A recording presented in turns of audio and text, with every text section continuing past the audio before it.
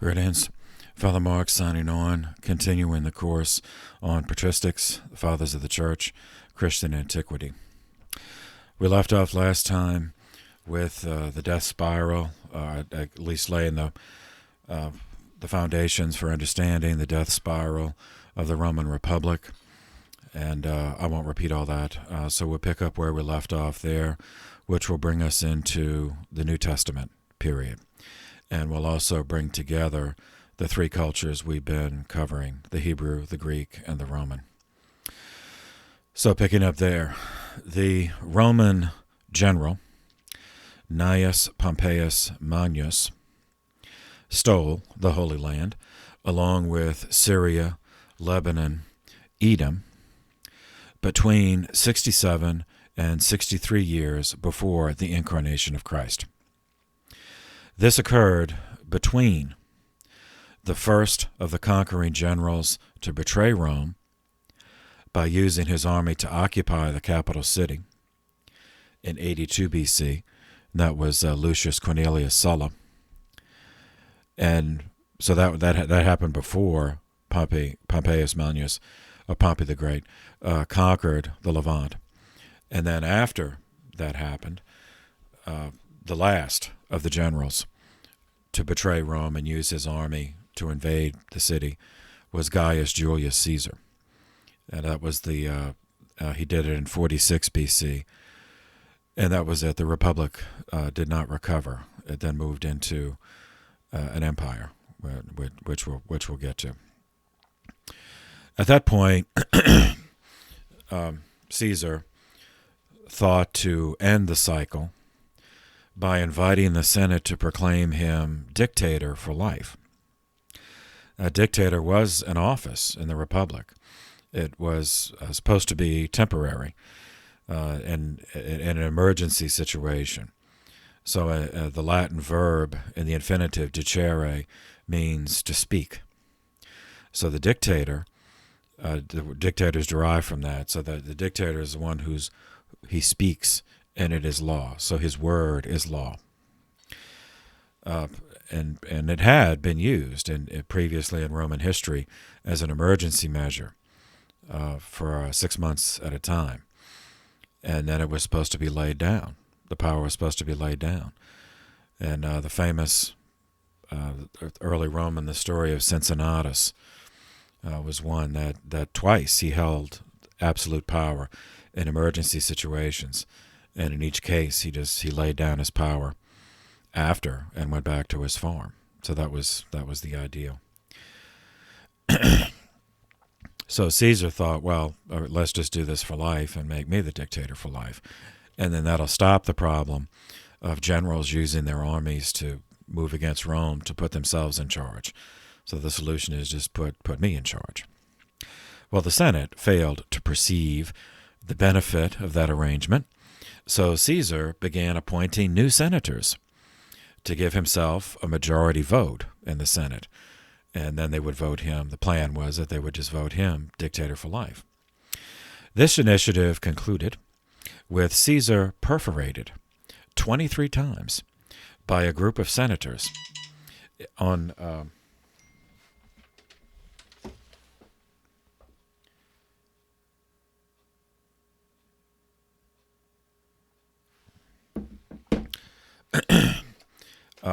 on the Ides of March, as we know from Shakespeare, March 15th, 44 BC.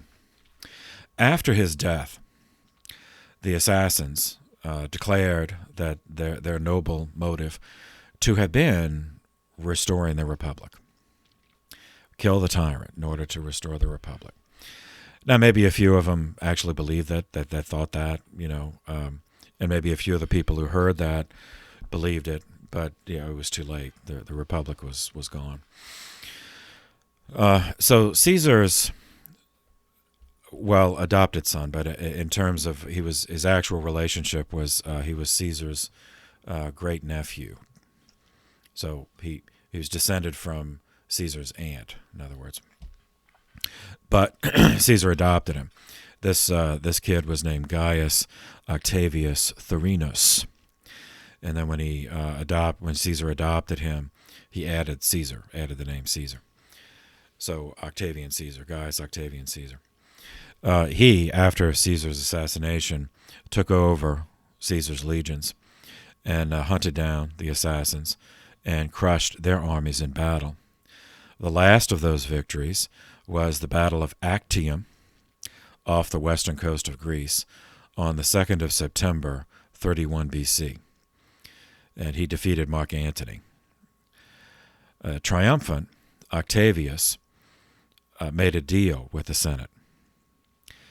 And instead of doing what great-uncle Julius tried and just be honest about it and just have him officially declare him dictator, that was it was just honesty that we can't handle that. So instead, it was a charade. The deal he offered the Senate was that together they would publicly proclaim and then live out a permanent charade,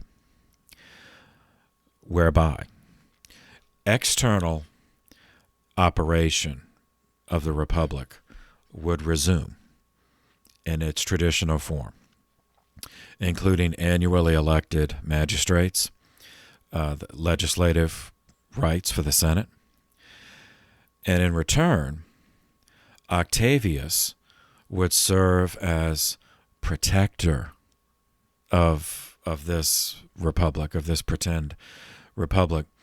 He, instead of dictator, certainly not king. He wouldn't, there wouldn't be king because the Romans had already overthrown a king, and then they were pretending that they would never again give anyone that much power, which is why they would not make Caesar dictator for life.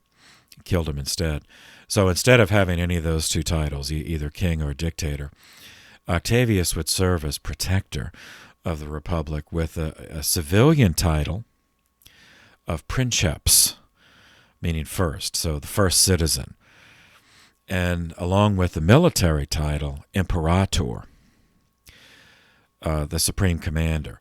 So he would he would have the way he would protect Rome was to be the first citizen in terms of the civilian office, and which means he would be the first to speak in the Senate, if he wanted to. And imperator is the supreme commander of the armed forces. So princeps et imperator. Hence the construct's designation in Roman history books, or history books of Rome. It's called either the Principate or, more accurately, the Empire, which was just a very thinly disguised military dictatorship, but was disguised. So apparently that's enough. A thin disguise is enough. To celebrate his wisdom in devising this fiction, the Senate invented a more famous name for him in 27 BC. They designated him as the Revered One, in Latin, Augustus.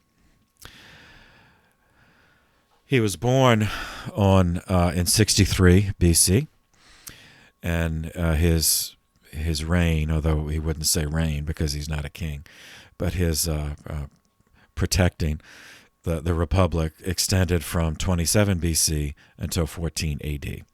So the incarnation of Christ took place during his principate. This thinly disguised military dictatorship endured in the West until 476 AD. And then the eastern part of the empire, it continued until 1453 AD.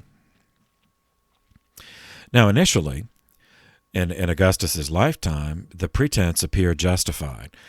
After almost 100 years of war, 80, certainly 85 years of civil war, he brought peace. And that peace lasted for 200 years. And it was a time, this is the Pax Romana, the Roman peace. It was a time of prosperity and stability that later ages would envy.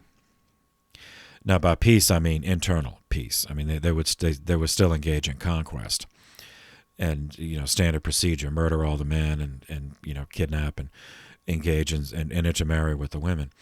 But internally, there was peace. So the two, things always said about Augustus, first that he found Rome a city of wood and mud huts, and he left it a city of marble. And the other is, say that after 8 decades of civil war, when no one was safe, that when his work was done, a child could carry a bag of gold from one end of the empire to the other, and not be harmed.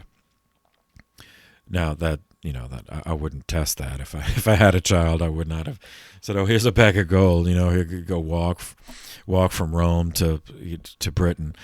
I wouldn't try that, but he did. I mean, there is some justice to it that he did end the wars, and he gave stability. And history shows that people will invariably sacrifice freedom in return for the promise of stability.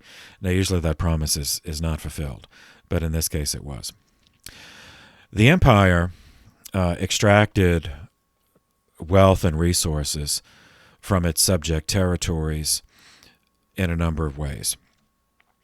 And the Holy Land at this point, so between 66 and 63 BC is when the Holy Land, Syria, Lebanon, Edom were all stolen by the empire. So by the time when Augustus changes the republic into the Principate, the Holy Land is part of it, is one of the subject territories. So one method that the empire used to extract resources was governance through client kings, such as Herod the First.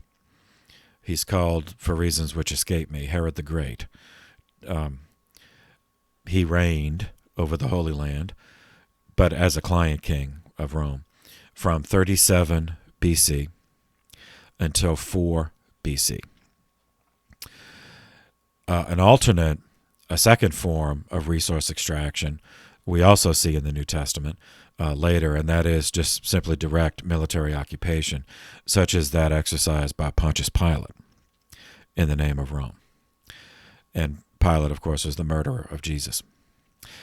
But before that, Herod, as client king, skillfully maintained good relations with the first emperor, Augustus, collaborated with the Roman occupation.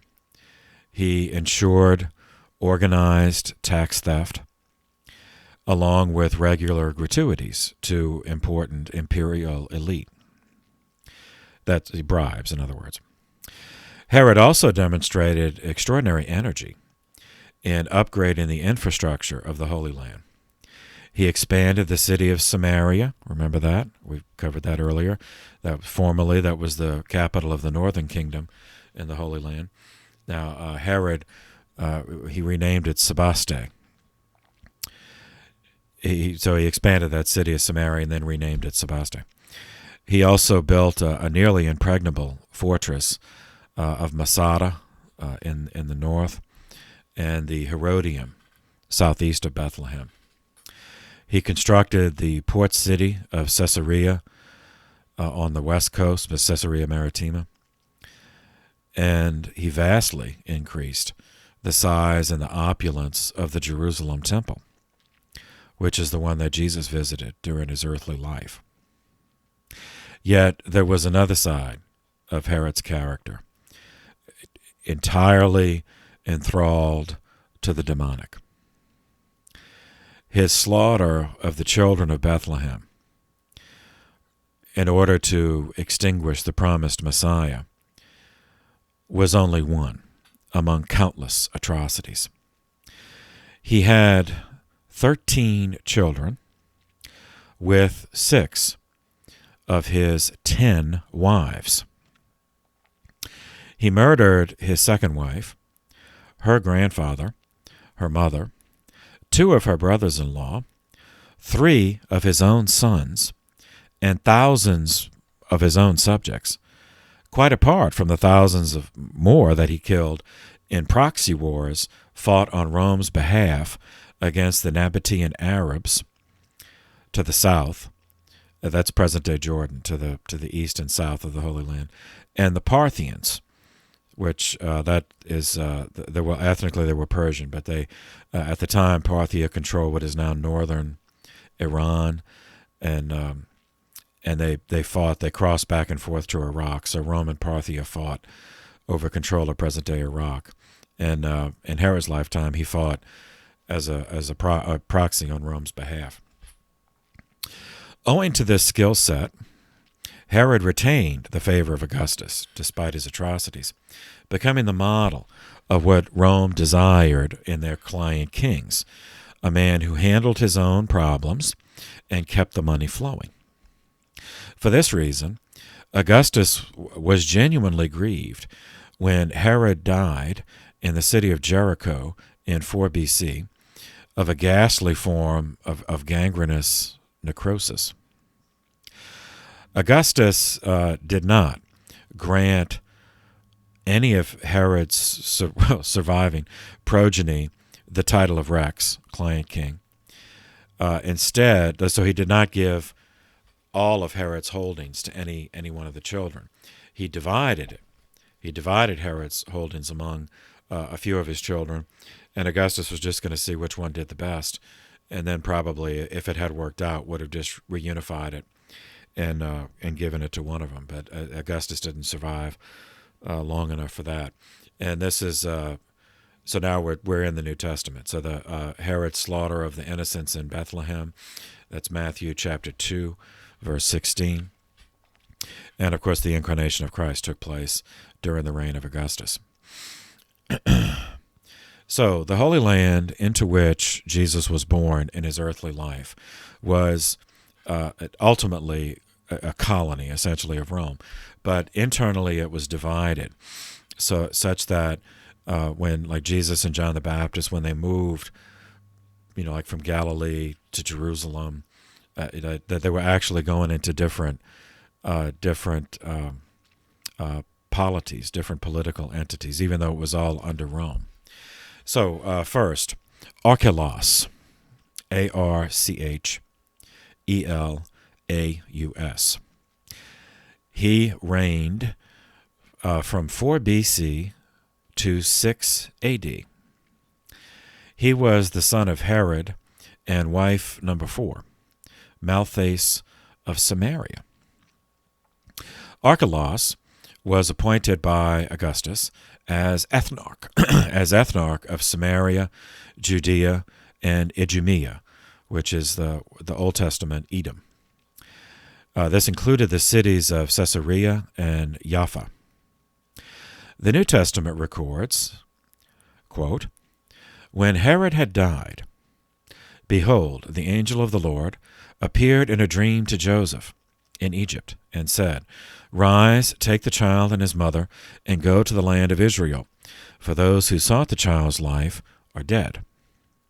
Joseph rose, took the child and his mother, and went to the land of Egypt. But when he heard that Archelaus was ruling over Judea in place of his father Herod, he was afraid to go back there. And because he had been warned in a dream, he departed for the region of Galilee. He went and dwelt in a town called Nazareth." End quote. That is from Matthew chapter 2, verses 19 through 23. The warning against Archelaus was because this son of Herod inaugurated his reign by massacring 3,000 protesters in Jerusalem. What were they protesting? Well, inexplicably, they objected to the continuation of Herod's dynasty. Yeah, go figure. They didn't want to be ruled by any of Herod's family anymore. So he just murdered them. It's only 3,000. Right? That's nothing to somebody in Herod's family. So Archelaus lasted for 9 years, at which point Augustus removed him, not for the mass murder, but because of incompetence, that he evidently was not, that the tax theft was not organized smoothly enough for Rome's desire. But he was not accused of stealing, because otherwise they would have just killed him. So he was still loyal, so Augustus didn't murder him. He was allowed to live out the rest of his life in Roman Gaul, which is present-day France. He died in 18 AD. And then to restore efficient revenue extraction, from the Holy Land, or at least that part of the Holy Land, Augustus switched from a client-king arrangement to just simply direct military occupation of Judea and Samaria, beginning a line of 7 procurators, the 5th of whom was Marcus Pontius Pilate. And their purpose was to manage the tax theft from Judea and Samaria. So we will meet Pilate again. But back to the division of Herod's kingdom to understand the New Testament Holy Land. Antipas reigned from 4 BC until 39 AD. He was the second son of Herod the Great and wife number 4, Malphas of Samaria. Augustus gave him rule of Galilee and Perea under the title of Tetrarch. So Jesus, in his earthly life, John the Baptist, St. Peter, and his brother, obviously Andrew, as well as the sons of Zebedee, and most of the other apostles. We can't say all of them because we're not told enough about all of them, but we do know the sons of Zebedee and the sons of Jonah, which Peter and Andrew, and then James and John. Certainly were from Galilee, which is in that area. So they were citizens. In other words, they were citizens under the rule of Antipas. Antipas, his first marriage, arranged by dad, was shrewdly political. Herod the infanticide, arranged the marriage of Antipas to Phasaelus, who was the daughter of King Aretas IV of the Nabatean Arabs. That's in present-day Jordan. He was a builder, like his father. Antipas expanded the city of Sepphoris and built a new capital for himself on the western shore of the Sea of Galilee.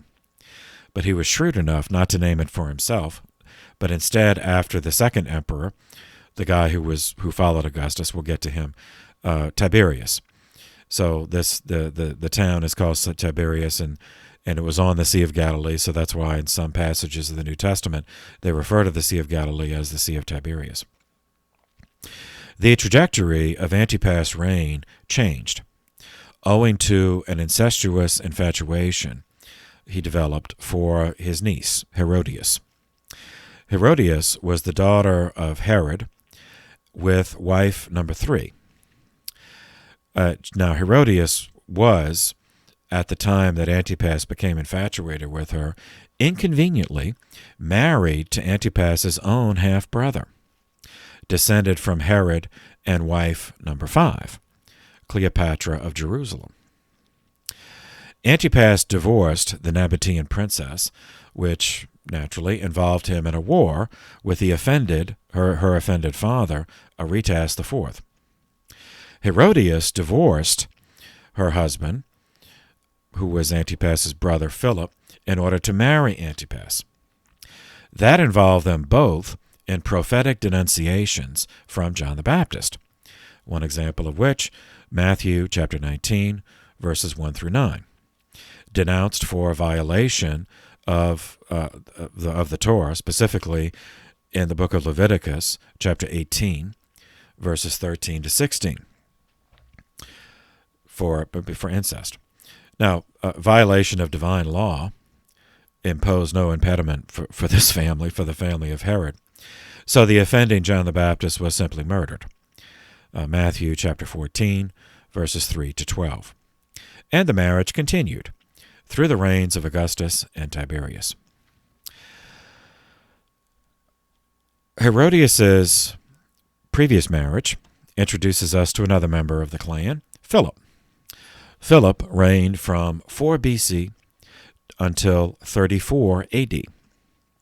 He was the son of Herod and wife number 5, as I mentioned, Cleopatra of Jerusalem. Philip was assigned the northeast part of Dad's kingdom, Iturea, Trachonitis, the 5 cities. So now put on present-day Golan Heights and North Jordan, so both sides of the Jordan River, but in the north. And that's summarized in Luke chapter 3, beginning at verse 1. He also ruled under the title of Tetrarch until his death. Apart from his unhappy married life, which I just explained, Philip ruled moderately. He was, a striking exception in this family. He appeared to be sane. He constructed the city of Caesarea Philippi, which figures prominently in the life of Peter, because that's where Peter made his declaration of faith, Matthew 16, and then Jesus gave him his new name, that you are the rock, and on this rock I'll build my church. So that's essential. In papal history, it occurred at Caesarea Philippi, which was built by Philip. He also built Bethsaida on the Sea of Galilee. The last surviving member of Herod's progeny to be assigned territory by Augustus was a female, Salome I, reigned from 4 BC until 10 AD. She was the younger sister of Herod the Great. She inherited the southwestern region of her brother's kingdom, which corresponds to the present-day Gaza Strip, or what we covered in the first and second installments of this course, where the Philistines were. That's the present-day Gaza Strip. She ruled under the title of Toparch rather than Tetrarch. The Toparch, it means a place. Topos is place, so she's ruler of a place, whereas Tetrarch is a ruler of a quarter, and Ethnarch is ruler of a particular ethnic group. Now, her name, Salome I, she should not be confused with her niece of the same name, who was the homicidal dancer who secured the murder of St. John the Baptist. Matthew chapter 14, verses 6 through 8. So the carousel of carnage that was the dynasty of Herod paralleled a similar carousel of carnage among the ruling dynasty of Rome, or excuse me, they were pretending it was still a republic. So but the de facto families ruling, which were the Julian, gens, and the Claudians, so the Julio-Claudians.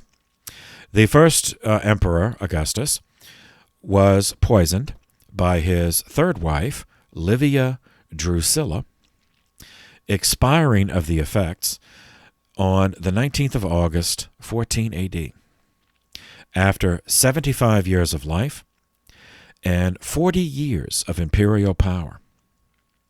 Justly praised as a great builder, organizer, imposer of stability, Augustus was also a shameless exponent of the doctrine of continual expansion, imperium sine fine, sovereignty without end. To the conquest he inherited from the Republic, Augustus added northeastern Africa, which was Cyrenaica on imperial maps, present-day Libya, as well as Egypt, and northern Hispania, so that's modern Portugal as Portugal and northwestern Spain. He also added the alpine regions of Raetia, Noricum, and Pannonia, which is the modern Switzerland, Bavaria, Austria, western Hungary, and Slovenia, along with the eastern side of the Adriatic Sea, Illyricum and Pannonia, which corresponds to modern Albania, Croatia, Bosnia, Herzegovina, and Serbia.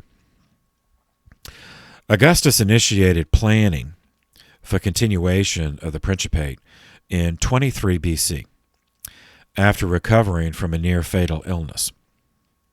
Now, everyone was pretending that Rome was still a republic, so it just would not do to simply bequeath the title of emperor to his son, as a monarch would. First, Augustus had no biological sons, and second, he exercised his unique position over government through these titles of princeps et imperator, first citizen and emperor, invented after he ended the civil wars. They were not intended, at least publicly, they were not declared to be hereditary titles. His solution was to appoint as heir to his personal estate a man who also enjoyed the public status of proven merit. So the Senate could then invest the titles Augustus held onto the heir of Augustus. The strategy worked. Augustus adopted the eldest son of his third wife and later assassin, but the eldest son by her previous marriage. His full name was Tiberius Claudius Nero. For convenience, simply Tiberius, named for the river, the Tiber River. Well, the Tiber River was named for a pagan god, Tibor, so it was named for that. And he later, this guy Tiberius became the second emperor from 14 A.D. to 37 A.D. So it was in his reign that Jesus was murdered. After 10 years of military service required before holding civilian magistracies in Rome, Tiberius ascended through the cursus honorum, the sequence of offices. I should say, I don't know if I guess I didn't cover this when we did the Republic, the Roman Republic. I forget what I've done with what class. So Rome, they had a series of public offices, just like we do. The difference was that a person was only elected for 1-year term, and then they were not eligible to serve in that office again until 10 years passed. But generally, that wasn't the plan. It was a sequence of offices, and the idea is that, all the patricians, but then it expanded to others, people who had money and resources and were ambitious, that they would do their 10 years of military service, and then they could run for these offices based on their record, and then they would also provide muni, public games to get the favor of the people. So they would serve 1 year in each office. So the sequence was, the lowest level was quaestor, which was responsible for organizing the food supply, regulating commerce, such as issuing permits.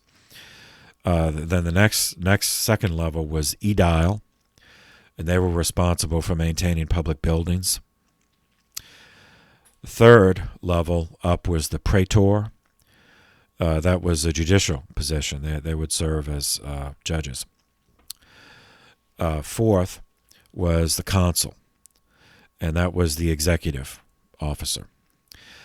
Now, after the last two, praetor and consul, after serving a year in each of those, then one was eligible to be appointed as governor of a province. And if that was given, then the person would be a pro-praetor or a pro-consul. So then they'd have a 5-year term as governor of a province. Now, you may wonder, how could, this doesn't seem like many offices, but there was not only one person. So like the quaestor, there would be 20 of those, and aedile, there were a number of each of them. And then the higher you went, the smaller the number. So for praetor, there were 8. And for consul, there were 2. That would serve for a year. Yeah, okay, so that I'll leave it at that. So then, go up to the cursus honorum. Then, also, after serving as praetor, and while serving as consul, and then after serving as consul, one was also eligible for senior military command. Augustus, as imperator, received ultimate credit for expanding the empire and all those provinces I just named that he added. Yet it was actually Tiberius who was the field commander, whose victories extended the northern border of the empire up to what they call the Ister River. That's the modern Danube. And he extended the eastern border across the Adriatic Sea. While he was at it, it was Tiberius who discovered the source of the Danube River, Donaueschingen in Germany. And there's it's still there. Well, obviously the river's still there. But if you go, they have I don't want to say a shrine. It's not a shrine, but it's like a like a public park, or if you go to Donaueschingen and see the source of the Rhine River. So after Augustus's death, a very carefully orchestrated farce took place on the 18th of September, 14 A.D., during which Tiberius performed the emotions of grief for his late adopted father, Tiberius, and he's just a humble public servant, and his last duty, would just be to see that to the proper burial, of his adopted father. And then the Senate, then they went through the rehearsed. You can't possibly retire. We need you, especially not at a time like this. We're bereft of the great Augustus, and you knew him so well. Please, we beg you, take up his titles of princeps et imperator. Then Tiberius, no, he's reluctant to shoulder the burden. So they went through this farce a few times before he finally, shock, he finally accepted the titles and became the second princeps et imperator, the second emperor of Rome. It came to him probably too late in life. If he had gotten it 10 or 15 years earlier, he might have enjoyed it more. But at this point, he was old. He'd seen a lot of hard service in the military. All those wars that he fought. I mean, ultimately victorious, but still, it was hard service. But anyway, he became emperor from 14 A.D. to 23 A.D. Tiberius diligently, although morosely, maintained the carefully balanced fiction created by Augustus. Publicly, as first citizen and imperator, he was protector of the Republic, while the Senate and the elected magistrates actually governed. Yet privately, as princeps imperator, he maintained control over the direction of law and policy through bribery, extortion, threats, patronage on the positive side, or assassination. And he elevated, by these means, pliable men, ambitious men, who because of their ambition, they were pliable enough to, do what was necessary to rise. So they would be in positions of authority, puppets, yes men. On the 14th of September, 23 A.D., Tiberius's only son, Drusus Julius Caesar, died of heart failure at the age of 36. The cause of the heart failure was ingesting poison clandestinely administered by his wife, Livilla. Now, his wife was also his first cousin. That's just what they did. She committed this crime at the instigation of her paramour of the moment, Lucius Aelius Sejanus, who was prefect of the Praetorian Guard. Now, who were they? The Praetorian Guard was originally, originally it was a legion. It was the size of one legion, 5,000 fighting men plus 1,000 support. But when Augustus created it, it was made up, to even join, you had to have served in at least 3 military campaigns. And it was so it was an elite unit. It was like a reward for service. But they were the bodyguards of the princeps et imperator. After the death of his only son, Tiberius was never the same. This led to changes that would dramatically redirect church history, New Testament history as well as patristic history. Years of effort had been invested in preparing Drusus to follow Tiberius through the same charade by which Tiberius followed Augustus. Drusus had ascended the cursus honorum, culminating with the consulate in 21 A.D., thereby earning publicly the credibility of achievement as an adult prior to needing to fill the positions of princeps et imperator. With all that preparation extinguished, Tiberius left Rome in 25 A.D., and as it turned out, he never returned. He roamed around the southern Italian countryside for a year before moving permanently to the island of Capri in the Mediterranean. He continued to protect the Republic remotely from Capri, but necessarily delegated much authority to subordinates, most conspicuously and unknowingly to his son's murderer, Sejanus. It was during this vacuum, at the apex of the empire, that Jesus was executed. And it was during this that the first post-resurrection persecution of the church and martyrdoms took place. Sejanus had his own ambitions. That's why he was doing this. Having become prefect of the Praetorian Guard in 14 AD, and he also rose through the cursus honorum up to the level of praetor in 23 AD. The successful assassination of Drusus the same year enables Sejanus to establish an emotional ascendancy over Tiberius, which he nurtured through a strategy that later caused much sorrow to the Christians. Ironically, the strategy began by Sejanus telling the truth. He convinced Tiberius that Drusus was the victim of a plot against the Julio-Claudian family, which was true, and that a systematic investigation would reveal the extent of the danger. Also true, but only the innocent could be condemned by this travesty, since Sejanus was the one in charge of finding those guilty of the crime that he committed with Livilla.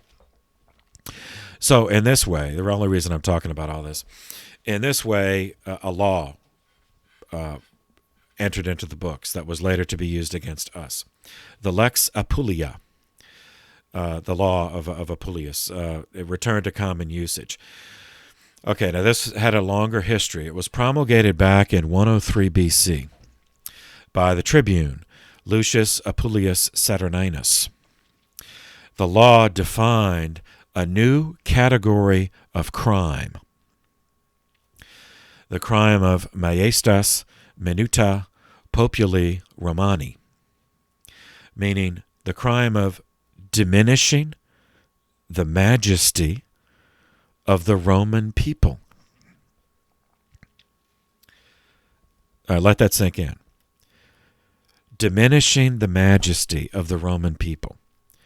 All right, that was defined as a crime. So it's far more elastic than the conventional definition of treason, which is giving aid and comfort to the enemy in time of war. So that was done in a particular circumstance in 103 BC, which was not related to church history. But Sejanus convinced Tiberius that there was a plot against him, and that reviving this law would give cover for the necessary judicial investigation to uncover the conspirators. So Tiberius went for it. The law was revived, and it entered into it. Not only was it revived, but then it stayed in common use, and later was used against us. So this is the crime of Maestas, from the first word, but the whole thing, the majesty. So diminishing the majesty of the Roman people. That could be anything. That could be anything that a corrupt investigator wants it to be. During Tiberius's life, the 52 victims of this miscarriage of justice during the reign of Tiberius may appear few in quantity when compared to the thousands massacred on the battlefield during the wars of conquest. Yet the effect on imperial society of this law was far greater than these first numbers suggest. Though among those 52 who were convicted, they were all very powerful, very wealthy, and men and women, including Julio-Claudians. So Tiberius used it against some members of his own family, who posed the actual reason is that they posed a threat to Sejanus. But all the public saw is this law, that this could be used against anyone for any reason. It's a law that has no concrete meaning diminishing the majesty of the Roman people. And yet Tiberius is using it against all the powerful people, including his own relatives. So, so it's just another way. It's a form of domestic terror. The warping of judicial process to murder such people under color of law created a climate in which the population lived in terror of its own government, too fearful of availing themselves of the judicial system for which previously Rome and Romans could pride themselves.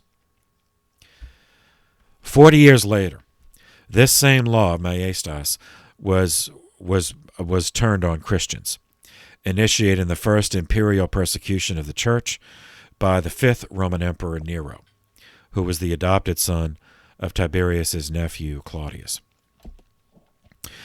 In terms of the Holy Land and the New Testament, Sejanus also had a role. In 26 AD, exercising de facto governance while Tiberius was on Capri, it was Sejanus who appointed Pontius Pilate as fifth prefect of Judea. In 30 AD, John the Baptist began publicly preaching repentance in the 15th year of Tiberius's reign. In 33 AD, Roman soldiers under the command of Pontius Pilate unjustly executed Jesus of Nazareth. In 36 AD, in the 10th year of his prefecture, Pontius Pilate slaughtered a harmless group of Samaritan pilgrims. Remember who they were? We talked about their background in a previous lecture. A harmless group of Samaritan pilgrims near their holy place on Mount Gerizim. The proconsul of Syria, the governor of Syria, who was the next level up, the commanding officer of Pontius Pilate, ordered Pilate to return to Rome to explain this, not because they cared about killing people, but because this disrupted orderly tax theft, and it reduced the number of people from whom they could steal taxes from. So there should be a reason for it. Romans didn't mind massacring, but there should be a reason if it was going to cost them money. Before Pilate had to answer for his actions, the Emperor Tiberius was asphyxiated in his sleep on the 16th of March, 37 AD, by a goon in the employ of his grand-nephew, Gaius Julius Caesar Germanicus, better known by his childhood nickname of Little Boots, or Caligula. He served as the third princeps et imperator from 37 to 41 AD. So now we'll pause with the Romans. Now that we got we got everything together, we've covered. Now we have the background of the New Testament world, admittedly very general, but still, and we have some background. So now we'll focus more specifically on the apostles and how they established the foundations on which the fathers of the church later built. So the first pope, St. Peter. It is the teaching of the church that Simon Bar-Jonah of Bethsaida, brother of Andrew, was designated as the chief of the 12 apostles at the time when he was given a new name by Jesus. Simon became Peter. So who are these guys, the apostles? The 12 apostles. The apostolos is is a Greek word, which just means one who is sent forth. The 12 apostles provide a new covenant parallel to the 12 patriarchs of the old covenant. And so now we connect back to what we introduced in the beginning. The 12, you remember the phratry, the Hebrew phratry was so the 12 tribes are descended, have the common apex ancestor of Jacob. So the 12, they're descended from Jacob and four different ladies, Rachel, Leah, Zilpah, and Bilhah. They're all ultimately descended from Jacob in that way.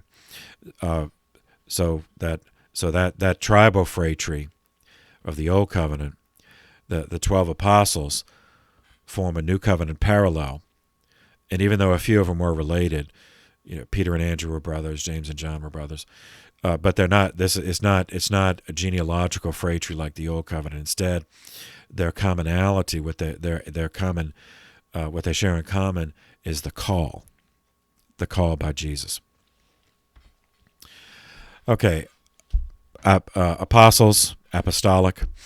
The Catechism in number 811 discusses the 4 marks of the church, faith in which we profess every time we say the creed at Sunday Mass. 1, holy, Catholic, apostolic. So the Catechism 811, quote, "This is the sole Church of Christ, which in the creed we profess to be 1, holy, Catholic, and apostolic. These 4 characteristics, inseparably linked with each other, indicate essential features of the Church and of her mission. The Church does not possess them of herself. It is Christ, who, through the Holy Spirit, makes his Church 1, holy, Catholic, and apostolic, and it is he who calls her to realize each of these qualities." Then the next, Catechism 812, continuing, quote, "Only faith can recognize that the Church possesses these properties from her divine source. But their historical manifestations are signs that also speak clearly to human reason. As the First Vatican Council noted, the Church herself, with her marvelous propagation, eminent holiness, and inexhaustible fruitfulness in everything good, her Catholic unity, and invincible stability, is a great and perpetual motive of credibility and an irrefutable witness of her divine mission." Now, focusing of the 4 marks, so that's a general theology of the nature of the Church, 1, holy, Catholic, and apostolic. But since we're talking about Peter and the apostles now, and they lay the foundations upon which the fathers would build, so we have to focus more. What exactly does apostolic mean? The Church defines this.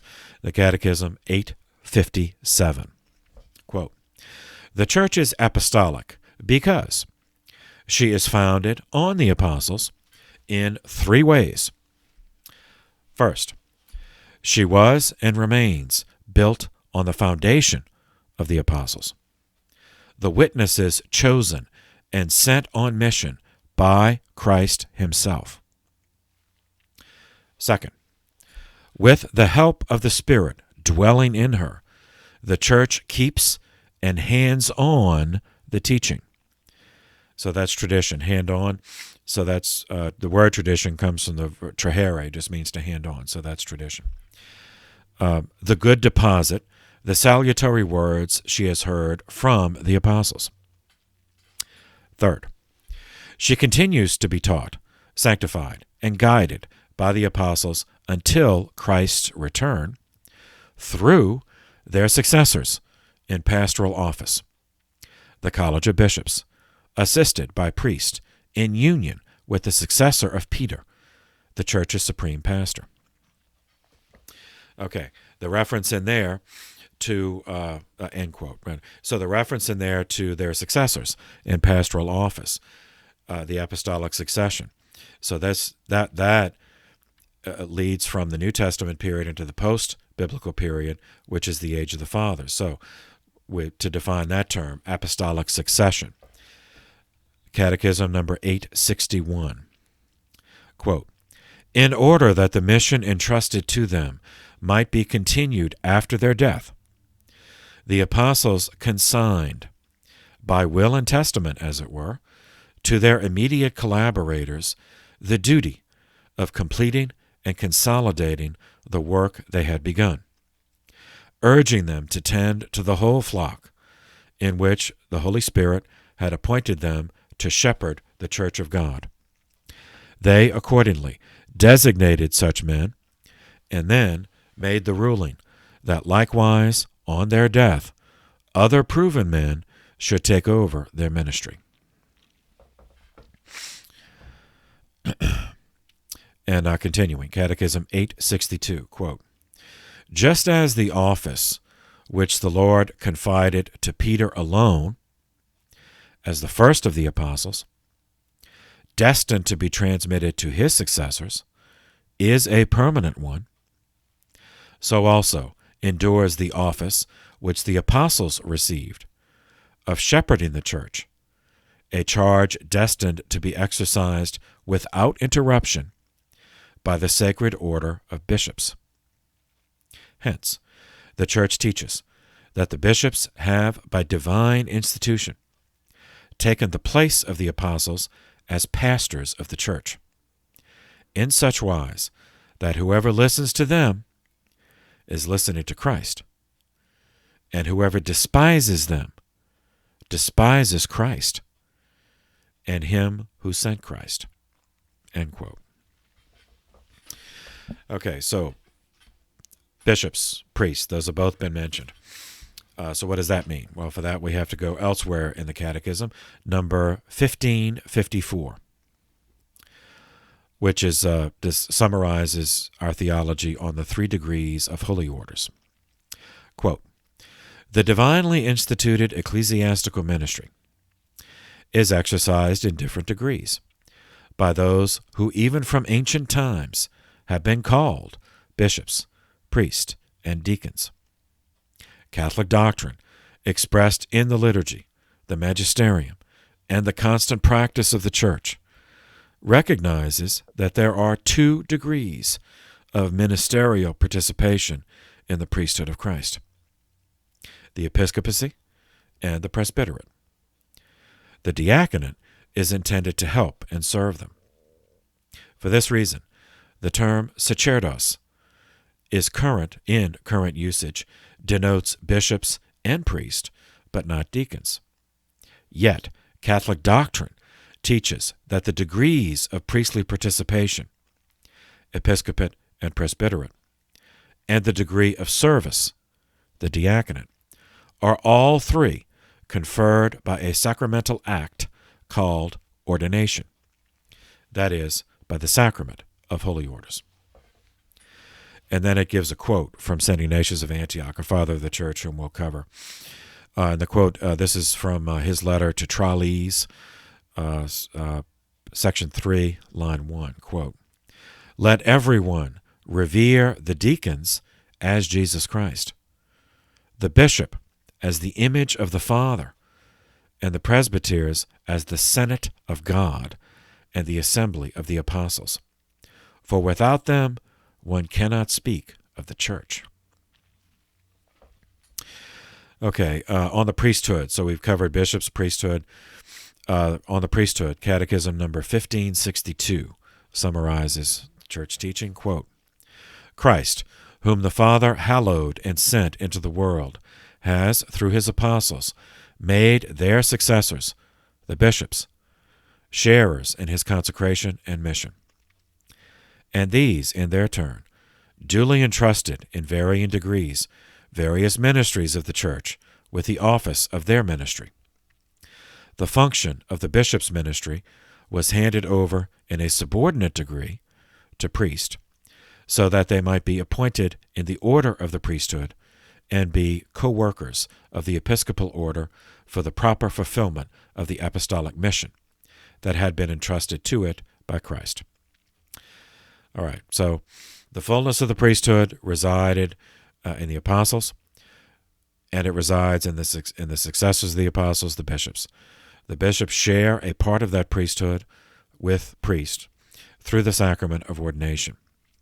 They share their ministry of service also through the sacrament of ordination, but in a different degree with deacons. And then shortly we'll see the biblical foundation for the diaconate. Okay, so with that background, Jesus granted to Peter special powers in the natural and the supernatural orders, namely the power to bind and loose, as it's phrased in Matthew, the keys to the kingdom of heaven. When Jesus gave Simon Bar-Jonah the new name of Peter, after his profession of faith, recorded in Matthew chapter 16, verses 13 through 20. So, the Catechism summarizes the theology of the Church built on that biblical foundation in number 880. Quote, "When Christ instituted the 12, he constituted them in the form of a college or permanent assembly, at the head of which he placed Peter, chosen from among them. Just as by the Lord's institution, St. Peter and the rest of the apostles constitute a single apostolic college, so, in like fashion, the Roman pontiff, Peter's successor, and the bishops, successors of the apostles, are related with and united to one another." Continuing the quote from Catechism 881, "The Lord made Simon alone, whom he named Peter, the rock of his church. He gave him the keys of his church and instituted him shepherd of the whole flock. The office of binding and loosing, which was given to Peter, was also assigned to the college of apostles, united to its head. This pastoral office of Peter and the other apostles belongs to the church's very foundation and is continued by the bishops under the primacy of the Pope." The teaching continues, Catechism 882, continuing the quote. "The Pope, Bishop of Rome, and Peter's successors, is the perpetual and visible source and foundation of the unity both of the bishops and of the whole company of the faithful. For the Roman pontiff, by reason of his office as vicar of Christ and as pastor of the entire church, has full, supreme, and universal power over the whole church, a power which he can always exercise unhindered." All right, I summarize that since this is, we have to cover both history and theology, especially in this, the first course, because this is the foundation. So as we transition from the New Testament into the patristic period, the Age of the Fathers, this recalls the hermeneutic of continuity, which we covered in the intro. See all those links that Scripture and tradition. That is the Catholic way. But tradition builds on Scripture. So the teaching is like all of these teachings. They're always referring back to the Bible. So that is the foundation of our teaching. And the Catechism is simply an outline. It's a useful outline of the deposit of faith presented for the purpose of teaching. So it is a useful summary. Okay, so with that in mind, back to the New Testament, to Acts of the Apostles, and specifically Peter's role, because the organizing principle now that we get in is we'll just go from pope to pope, and then we'll meet the fathers of the church in the midst of that, because the apostles established dioceses. That word came later, but they established local churches and appointed their successors, some of whom we're going to meet. And then so the continuity, that hermeneutic of continuity, again, that is the Catholic way of studying history. Acts of the Apostles, chapter 1, verses 25-26. After the resurrection of Christ, it was Peter who presided over the selection of Matthias as a successor to the traitor Judas. I know. And we know from Eusebius, another source, a 4th century bishop who was a church historian, that Matthias was one of the 72, one of the 70 that was called by Jesus during in the Old Testament. Acts chapter 2, verses 14 through 40. It was Peter who explained the meaning of the Pentecost event, the descent of the Holy Spirit, to the crowd. And it was Peter who led the subsequent baptisms. Acts chapter 3, verses 1-10. It was Peter who performed the first healing in the name of Christ after the resurrection, healing a lame beggar At the ninth hour, we're told, that's 3 p.m. in the way the Romans counted time. At the beautiful gate, as we're told, that's in the temple. That's leading from the court of the Gentiles to the inner court of the temple, in which only the Israelites were allowed. Acts chapter 4, verses 1 through 12, demonstrates that the Sanhedrin at the time understood Peter to be the leader of the post-crucifixion followers of Christ. There, Peter redeemed his cowardice and his threefold denial of Jesus on the night of his arrest by fearlessly declaring that the healing was done, quote, by the name of Jesus Christ of Nazareth, whom you crucified, whom God raised from the dead.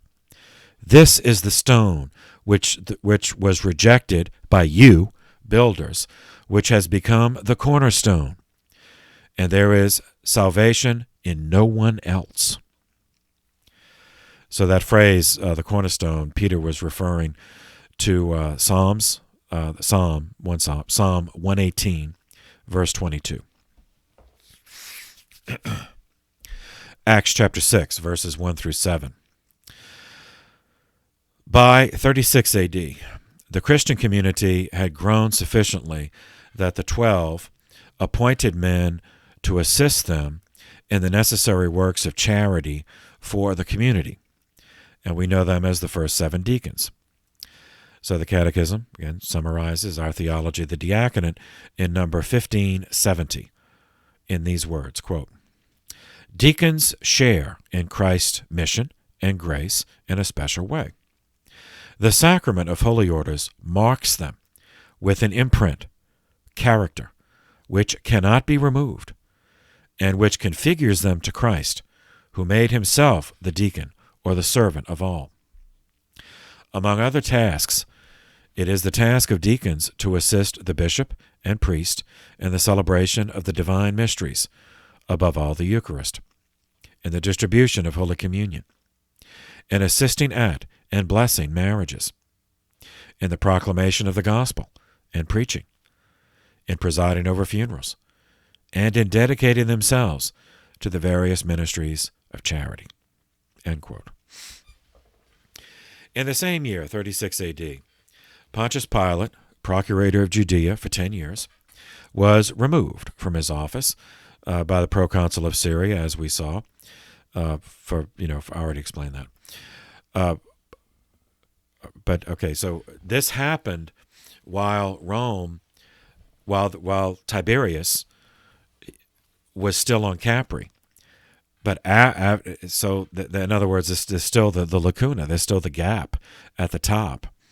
So they have a military dictatorship with a centralized authority, but the guy is not interested in doing it. So there's there's this kind of vacuum at the apex,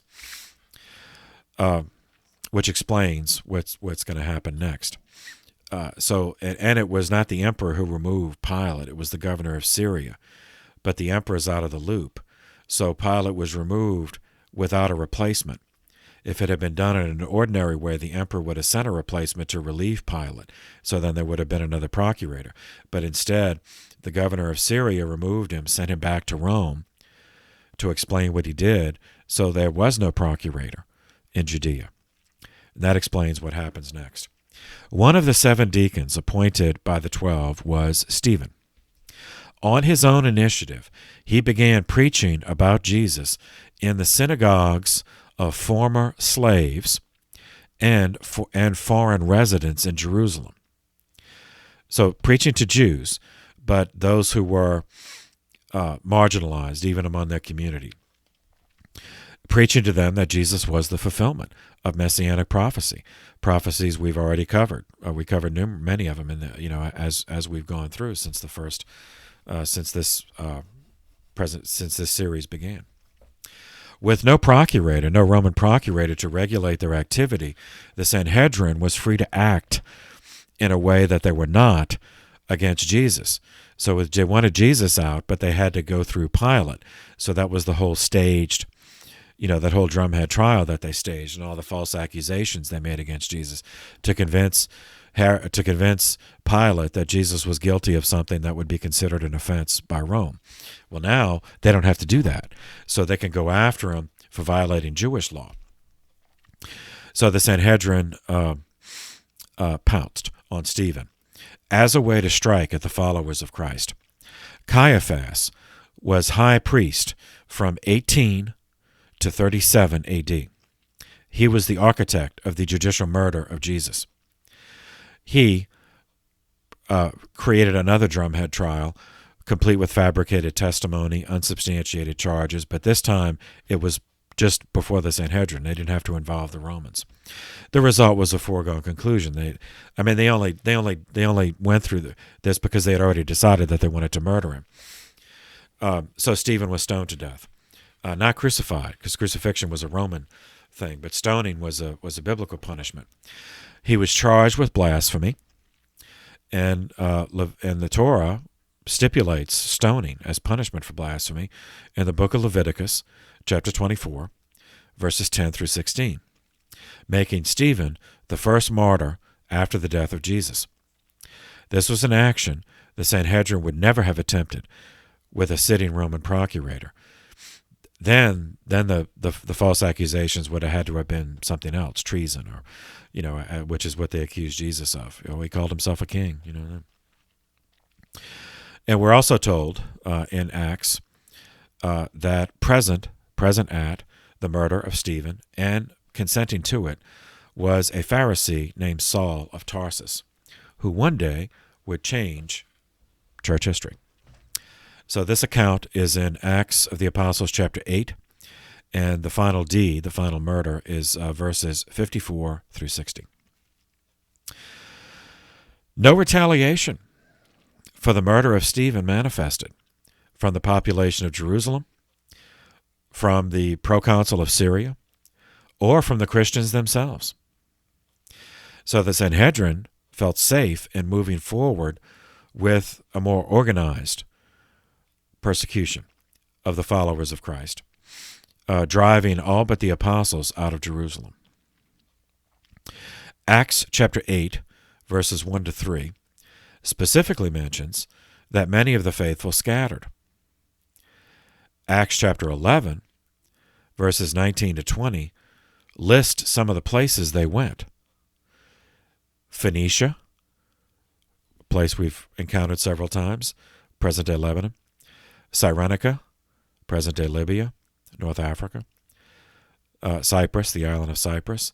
And Antioch, which is Syria. The Christians who founded the Christians, so this is the Antioch on the Orontes River, which we talked about previously, remember, founded by Seleucus, one of the generals of Alexander, and named for his father, Antiochus, and then a later descendant of Seleucus tried to paganize the Holy Land, and that triggered the Maccabean revolt. So we visited these people already. So the Christian community in Antioch became the first, they sponsored the first missionary journey of St. Paul. Well, actually, they sponsored 3 journeys. The first one would be Paul and Barnabas, which we'll get to shortly. Acts chapter 8, verses 14 through 17. When some Samaritans first embraced the gospel, you remember the Samaritans' history and why the Jews despised them and why they despised the Jews. We covered that history previously. Another of the first 7 deacons was Philip. This should not be confused with the Apostle Philip. This is a different guy. But it was Philip the deacon who baptized some Samaritans in Acts chapter 8, verses 12 and 13. After he did that, then he let the apostles know, and Peter and John came and improved the acceptance and prayed for the conferral of the Holy Spirit, which is one of the biblical foundations for the sacrament of confirmation, and is still why the confirmation is reserved for the bishop, because the Bible tells us that. So Peter was a deacon; he could baptize, but that confirming in the descent of the Spirit, that's something that the apostles had to do, and therefore today the descendants of the apostles, the bishops. Acts chapter 10, verses 9 through 48. St. Peter joined in this diaspora after the murder of Stephen and the persecution, which took him to Caesarea, where an infused grace in the form of a vision revealed to him that his ingrained concepts of legal purity and uncleanness from the old law had to be reformulated in light of the new covenant. As a result, it was St. Peter, the first pope, who set the precedent for baptizing a Gentile without prior circumcision, doing it for a Roman centurion, of all people, named Cornelius. The Gentiles even experienced the Holy Spirit in Peter's presence, since, of course, he was an apostle, so in other words, baptism and confirmation could happen at the same time, making it manifestly the will of God that they be baptized. Peter had taken a major step in the history of the church. On the 16th of March, 37 A.D., the second Roman emperor, Tiberius, was smothered in his bed. His only son, we covered that, had predeceased him. So he arranged that he would be followed by co-heirs. So it would be his own grandson, Tiberius Gemellus, who was an only child. That was the son of the Drusus who was murdered. The other heir, the co-heir, was the only surviving son of his deceased brother. So this is, I mentioned earlier, Gaius Julius Caesar Germanicus, known by his nickname Little Boots, Caligula. So this duel, we covered the background of Rome, so binary leadership, it didn't work for Romulus and Remus, so it's still a predatory dominance hierarchy, and they don't share power. So there was zero possibility of this lasting. So Caligula murdered Gemellus in the same year. So it's Caligula who was on the imperial list as the third princeps et imperator. Being only 25 years old when he became emperor, Caligula is the first example of a striking pattern in Roman imperial history. Every person who received imperial power before the age of 30 went irretrievably insane. Now, some would assert that Caligula is not a fair example, since he was insane prior to becoming emperor. But to be complete, his name has to be included in the list of the imperial curse. His behavior was such that his reign was going to be brief. He was assassinated by a group, including officers of his own guard, on the 24th of January, 41 A.D., after a reign of 3 years and 10 months. Caligula had no surviving heirs. After impregnating one of his sisters, Drusilla, he murdered her while the child was still gestating within her. He impregnated his uncle's wife, Messalina, but that child, Britannicus, was officially the son of his uncle Claudius. He impregnated another of his sisters, but she was married to someone else at that time, and so that child officially is someone else's, but that child is going to become the Emperor Nero. His last wife survived long enough to give birth, but she and that child were killed immediately on the same day that Caligula was assassinated. So the fourth princeps et imperator of Rome was a step-grandson of Augustus, a son of Tiberius's brother Drusus, and a paternal uncle of Caligula. Like all these patricians, he had 6 names: Tiberius, Claudius, Drusus, Nero, Germanicus. But he's conveniently known as Claudius, the Emperor Claudius, the 4th emperor of Rome, from 41 A.D. to 54 A.D. In chronic ill health and afflicted with a stutter, Claudius was put on the throne by the Praetorian Guard, who needed an emperor to protect in order to remain in their privileged position with better pay. Claudius had made a name for himself as a scholar, publishing important works on Carthage and the Etruscans. Claudius never forgot his reliance on the Praetorian Guard and used them to assassinate any senator or other patrician that threatened his position. The relationship Claudius developed with Roman intellectuals prior to his elevation continued after he became emperor. He became a patron of scholars. One such scholar who rose in political standing also occupies a prominent place in the history of philosophy, both secular and patristic, and is considered, and makes it on the list, compiled by St. Jerome, of illustrious men. Lucius Annaeus Seneca the Younger. He's known for reviving Stoicism in a Roman, filtered through the Roman heritage.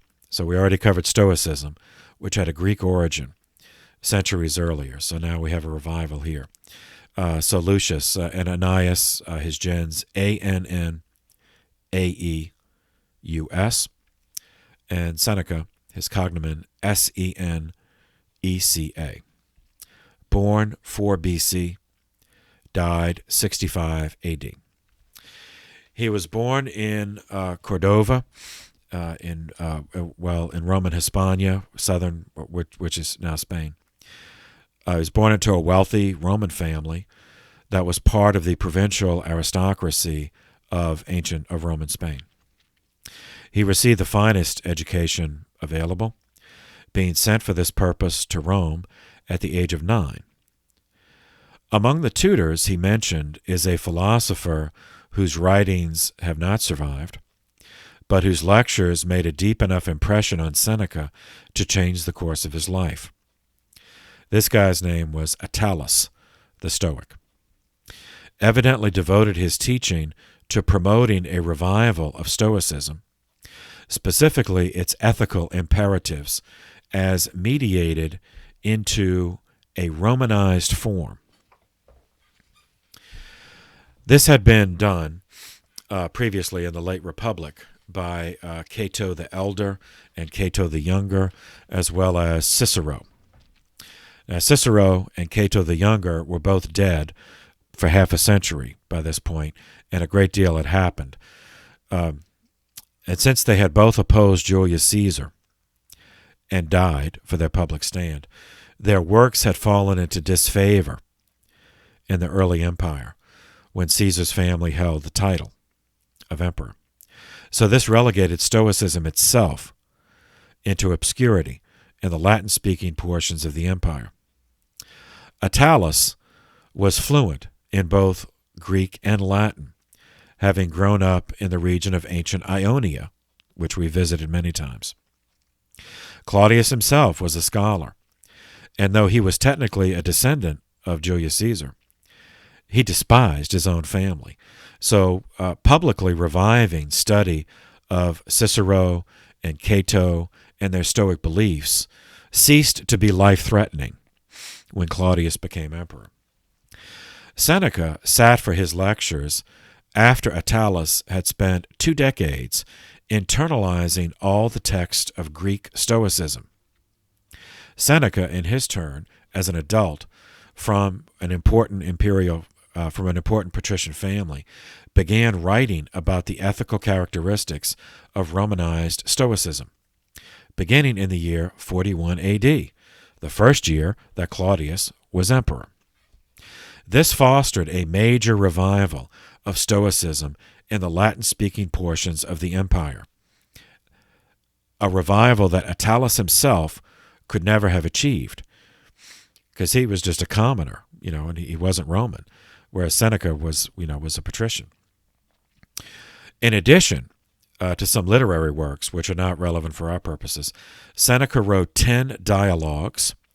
See, dialogues, the ghost of Plato, still, in which he promoted Stoic ethics by demonstrating its intrinsic superiority to the prevailing alternatives, which is pagan religion.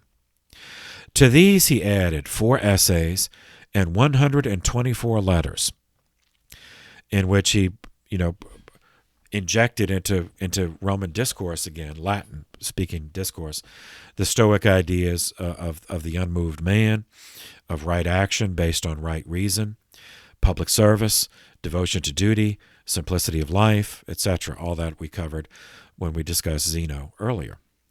Seneca offered an example of a man who could be effective as a political figure and a scholar and as an author of literature.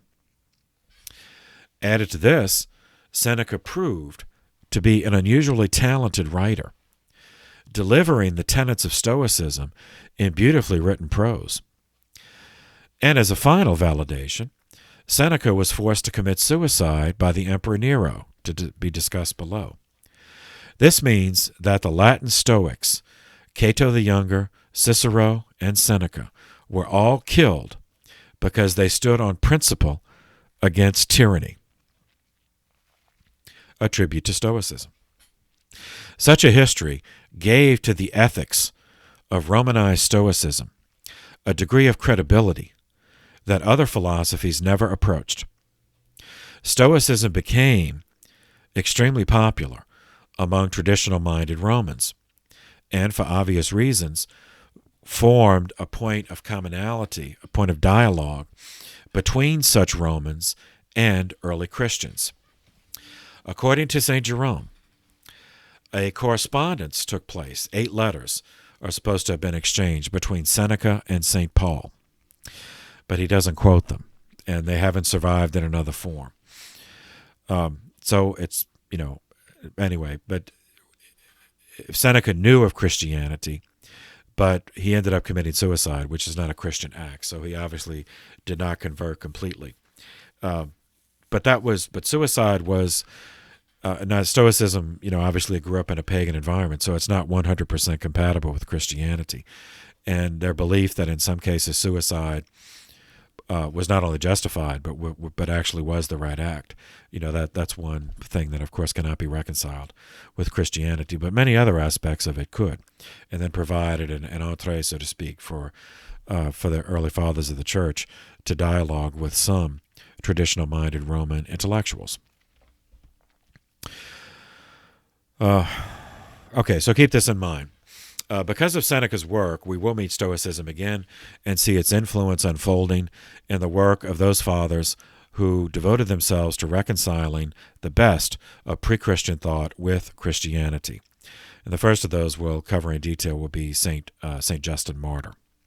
But we have a lot to cover before we get to him. Just keep in mind, you see all the continuities. Just keep that in mind. Okay, in the year of his accession to the throne, 41 AD, Claudius started repaying favors to those who had been kind to him when he had no prospects of really ever doing anything. This included Herod Agrippa, a grandson of Herod the Infanticide. He had been sent to Rome for his education, and that's part of how the Herods, kept themselves in power in good stead with the upper reaches of the Roman establishment. And Herod Agrippa had studied under the same tutors as Claudius, so they were childhood friends. And Claudius inherited the vacuum in Judea. So we saw that Archelaus had been removed for incompetence, replaced by procurators. And the Pontius Pilate was one. He was removed, but then Tiberius was murdered, and then Caligula was insane, so Caligula didn't bother replacing him. So all those years, it's going on 4 years, there was essentially no government in Judea. So then Claudius, he wants to get the empire back in business, so he has to decide what to do. Well, rather than send a procurator back, he remembered his friend, Herod Agrippa. So he chose to restore the client king arrangement, which Augustus had done with Herod Agrippa's grandfather. When news of this reached the Holy Land, that a descendant of Herod was going to be in charge again, the apostles knew that this grandson of the infanticide would not hesitate to slaughter all of them if he thought it would be politically useful.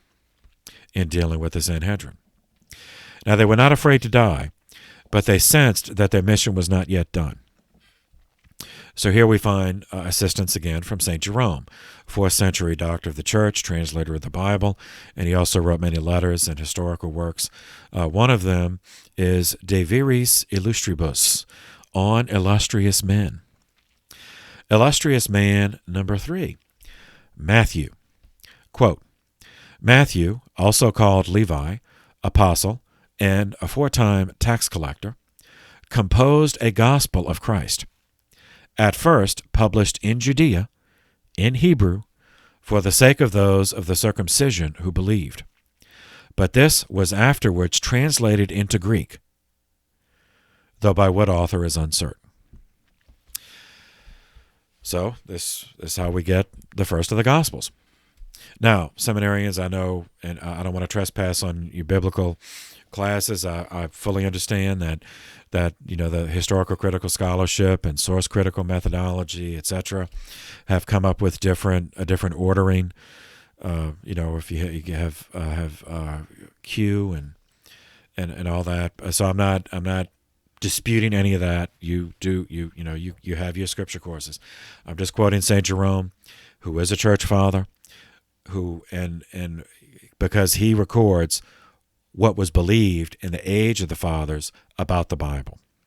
All right. So why did they do this? Well, it was imperative that before they started getting killed off, that an account of Jesus' life and ministry be made. So this is the tradition, that Jerome recorded, that Matthew was chosen to write it, that it was written first in Hebrew, then translated into Greek. There's also an ancient tradition that the apostles dispersed after celebrating Passover together in 42 A.D. for the last time. Well, celebrating together for the last time. The Eastern Church even celebrated July 15th as the feast commemorating this parting. At the time, only James, son of Zebedee, James, son of Alphaeus, and Peter remained. So for this, we find help from another church father, Eusebius, lived in the 4th century, attended the First Council of Nicaea, bishop of Caesarea in the Holy Land, and a church historian. And he wrote a large work called Church History, as well as some other things, a biography of Constantine. That's priceless for us, because it records not only the history, but since he was a church father in the age of the fathers, it records what the people in the age of the fathers understood and believed about the fathers and about the Bible. So this is a quote from Book 3, Chapter 1, Sections 1 and 2. Quote, Such was the condition of the Jews. Meanwhile, the holy apostles and disciples of our Savior were dispersed throughout the world. Parthia, according to tradition, was allotted to Thomas as his field of labor, Scythia to Andrew, and Asia to John, who, after he had lived some time there, died at Ephesus. Peter appears to have preached in Pontus, Galatia, Bithynia, Cappadocia, and Asia to the Jews of the dispersion, and at last, having come to Rome, he was crucified head downwards, for he had requested that he might suffer in this way. What do we need to say concerning Paul, who preached the gospel of Christ from Jerusalem to Illyricum, and afterwards suffered martyrdom in Rome under Nero? These facts are related by Origen in the 3rd volume of his commentary on Genesis. Okay, back to the Bible. Acts of the Apostles, chapter 12, verses 1 through 9. They left just in time. The apostles who dispersed left just in time. In October of the same year, 42 A.D., Herod Agrippa did just what they thought he would. He initiated a persecution of Christians to ingratiate himself with the Sanhedrin. James, son of Zebedee, was captured and beheaded, the first of the 12 to die for Christ. Judas was actually the first of the 12 to die, but he was a traitor, committed suicide, was a scumbag, so who cares? But James was the first one to die for Christ. Peter was also captured, but was miraculously freed during the night, as God had more work for him to do, and then, of course, he also would eventually be martyred. He briefly visited the home of the family of John Mark, where he had lived, and then went underground and made his way to, it was a long story. Went to Antioch, then Rome, but by tradition, he founded first, after this, he founded, served as the bishop of Antioch, of the community in Antioch. Then he went to Rome. Then when Claudius expelled all the Jews from Rome, he left, and that's when he visited those other places Jerome mentioned, Pontus, Galatia, Bithynia, Cappadocia. And then after Claudius died, Jews were allowed to return to Rome, so then he did. And then he stayed there until he was martyred by Nero. So this left James, son of Alphaeus, also known as James the Just, to guide the Jerusalem community. All right. From 45 to 49 A.D., the converted Pharisee, Saul of Tarsus, who, as we'll see how he started getting called Paul, undertook his first missionary journey, summarized in Acts of the Apostles, chapters 13 and 14, sponsored by the Christian community at Antioch. At the time, as we've seen, Antioch was the third largest city of the empire, after Rome and Alexandria. The number of believers had grown such that Antioch was the first place that followers of Christ were called Christian. Okay, let's see how long we've been. All right, I'll stop there. As I've noticed, if these files get to be too long, it takes too long to render. So we'll stop there, and then we'll pick up next time with Paul's missionary journeys. So for the moment, thank you for your attention. This session is adjourned.